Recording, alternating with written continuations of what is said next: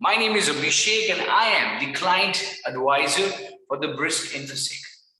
Even while I'm talking to you right now, there are so many attacks, especially the cyber attacks, happening around the globe.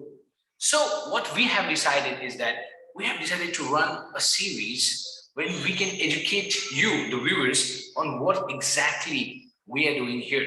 So one part of that series is the OSINT report, or Open Source Intelligence Report, or as we call here at Briskinfosec, the Cyber Threat Intelligence Report. That brings us to the first question. What is OSINT report?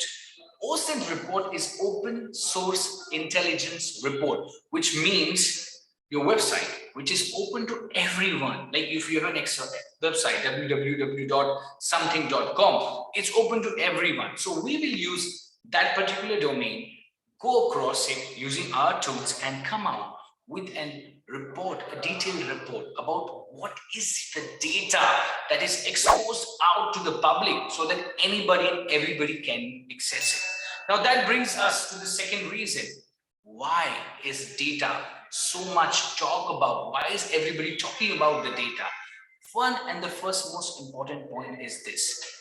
And exposed data is the most low-hanging fruit for any hacker or even a student of cybersecurity who is learning ethical hacking.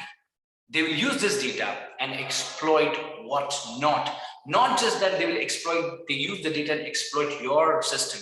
They can use the data and your login credentials and exploit other systems to where you have logged in and compromise everything. The big issue with the data is nowadays, whoever is building the system, example, the development team is responsible for developing websites and systems.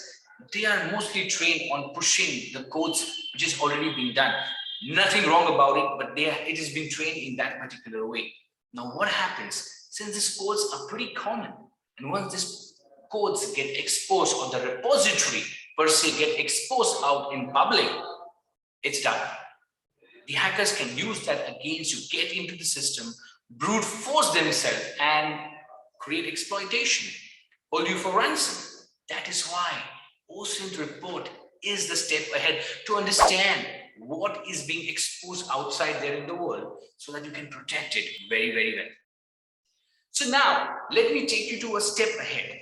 In order to understand things better, it's always better that we distinguish between what is this OSINT report or Cyber Threat Intelligence Report versus VAPT, Vulnerability Assessment and Penetration Testing. Vulnerability assessment is automated way of finding vulnerabilities in your websites and applications, whichever you want. Penetration testing is a manual way of a step ahead of vulnerability assessment. Now, let us not confuse VAPT with OSINT report. OSINT report has to do nothing with VAPT. OSINT report solely, exclusively focuses only on data exposed to the public. So I hope you could have understood till now what OSINT report is all about. It's all about data being exposed to the public, and we via the data while collecting or doing the report, cache this up and present to you in report format where you can see with your own eyes which data, whose email ID, which of course will run you across, is exposed to the public. So now you may ask, Abhishek, you explained so much. We have a question. Can we secure our website application 100% from hackers? Is that possible? Let me tell you a very honest answer. It's impossible. Nobody can give you 100% security. Nobody, absolutely no one. If somebody is claiming that, it's totally false, because it's such a dynamic function. Every application that's being launched, get on with its patches, has a 0 day where the vulnerabilities is discovered and anybody, especially the hackers, can get into it.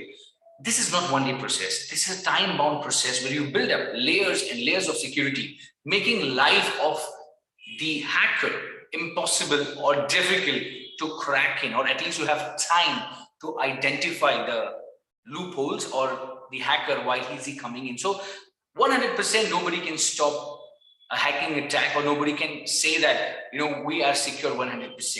We have to just improvise on. And for that specifically, there are so many tools available, automated tools. But in my opinion, in my honest opinion, in our company's opinion, automated tools or robotic tools have their somewhat drawbacks, because the dynamic world today requires dynamic solutions. We here in Briskinfosec have got trained engineers who are absolutely passionate about what they're doing, and they protect the system. Yes, this is what is required even in the OSIL. When people exposes you, who does your report, they need to be passionate of what they're telling out to you. Let me take you across what are the different aspects of this report and what does it exposes the most. Of course, at the end, I'm going to take you through the entire report per se, but let me take you to the first one, the email IDs. Now, you might be saying, Abhishek, so what if the email IDs are exposed? Email IDs are used for communication, so what's the issue? There is an issue. Generic email ID is getting exposed, it's fine. But even the senior officials' email ID getting exposed is really a big task. And why is it so? Let me explain. Sometimes what does happen is that once your email IDs get exposed, there are a lot other ways to use a lot of tools, automated tools to work out on the password combination and brute force. Brute force means brutally trying to log into, it's called as brute force attack, and log into your system. Not just your system, but it can be anywhere else you have used a particular login. That is the danger. If you use the same login or same email ID on Amazon, gone. Use the same thing on TikTok, gone. You have same thing on Instagram, gone. That is the issue. Issue is not just associated with you. Once that email ID is attached with anything, all that comes into the radar of the hackers. That is the issue. And in case if they log in, and if you have, for God forbid, it is a system admin, and if they are able to bypass that particular set of clearances, I would say nothing. They have got the entire system in their hand and they can't be stopped. It's almost difficult to stop, because once they get the system admin, it's over. That is the reason our email ID, sensitive data, we should know which is exposed and which is not, or which is exposed, what should be the next step, which we will tell you when we give it out, the OSINT report. The other drawback of the data being exposed, apart from the email ID, is your technologies. Let me tell you, what do I mean when I say technologies exposed? You would be having an HR in your company, and definitely they want to recruit a particular person, say for Java or PHP, for supporting the development, the web development person. You have already given out this data and it's available on your system. You need some person for this. Now, a hacker who is who is really focusing on you or socially engineering you, he or she knows very well through this exposure that you're using a particular version of a software. Now, the issue is not about using the particular version, but almost every version will get redundant after some time, or they will have patches after some time, or they, what we call in software is the 0 day, where the vulnerabilities have been identified, and for some reason you haven't patched it. Now, the guy who's going to hack you, he knows the loophole of the software that you're using, the version that you're using, and that's pretty much enough for them to break in, or break in, as we say in the house, to break in and take the information out. That is also the second part of the exposure, where in the report we will tell you what are the softwares that you're using and what versions are absolutely exposed to the public. Yes. First, I told you about the email IDs being exposed. Number two, I told you about the technology. And number three, and the worst and the scariest part, is the passwords. Most out of 5 individuals on this planet, at least 3 out of them are using the same password on multiple platforms. Example, same password. Example, birth date, yeah, the easiest one. For Amazon, same password for Instagram, same password for Facebook, and whatnot. Now, what happens is that when not your domain, not your website, but when these big fish like Amazon or Facebook for some matter, or Twitter, get exposed or get compromised, or passwords are leaked right on the open web. Now, those passwords combination are used against you. They will study properly. They'll come back, you know what, I know this, Abhishek will be using, let me try the same password. And if God forbid I'm using the same one, gone. They have opened the box, they've gone inside, and they have hacked you. So apart from the email IDs exposed or the technology exposed, exposure of passwords also cause a lot of problem, and it's very difficult to fix once they get it. So once we run you across this report, The final thing that we do is give the grades. Not everybody has the same grade. It's A, B, C, D. Depending upon what kind of exposure your domain, your website has on the publicly, based on that the ratings are given. We'll also give you the fixes, how it has to be done to you, to your development team, so that they can go and fix it. So that is all about the OSINT report today. And now, in the next step, I'm going to run you across a sample OSINT report where you yourself can see what am I talking about. So let's see how this OSINT report look like. Here I'm sharing my screen. Yes, this is exactly the way the OSINT report looks too. And the report looks like this. If you go, this is a sample report.